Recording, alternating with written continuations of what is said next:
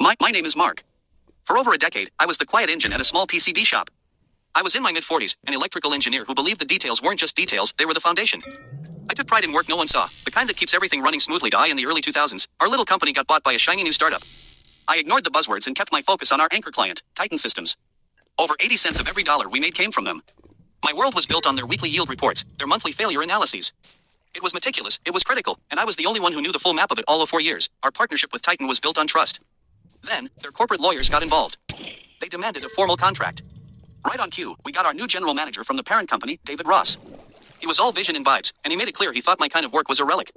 To his face, I called him sir. In my head, and in the break room with my team, we had another name for him. A week after the Titan contract landed, Ross called me into his office. He slid the document over, pointing to a dense section.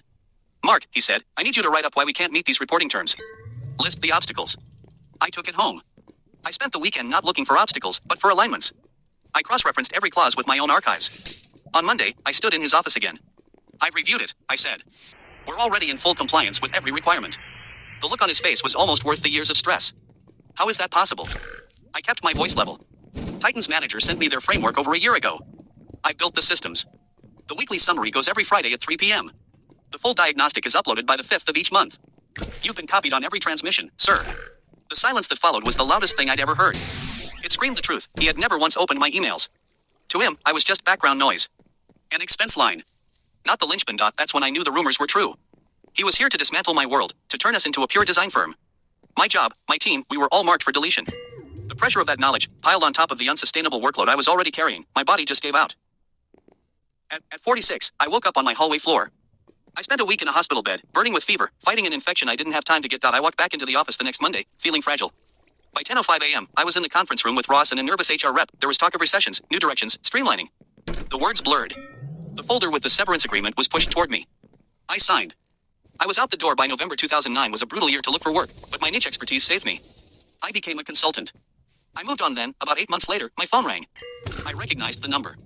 It was David Ross. His voice had a strained, unfamiliar politeness to it. Mark, we're in a bind with Titan. The reporting has lapsed. Their audit is a disaster. We need your knowledge. A 6-month contract to retrain the team. The rate will be very generous. I looked out my home office window. I'd put up a bird feeder. I had time to watch it now. I thought of the cool feel of the hospital sheets, the unread emails piling up in his inbox, the clock reading 10:05 a.m. on my first day back from nearly dying. David, I said, my voice perfectly flat. I'm unavailable. I've moved on. I wish you the best of luck. I hung up. And I knew. I knew with absolute certainty what happened next without me. The reports died. The data streams dried up. The contacts went cold. Titan, under its own pressures, had zero tolerance for a supplier who'd lost its transparency.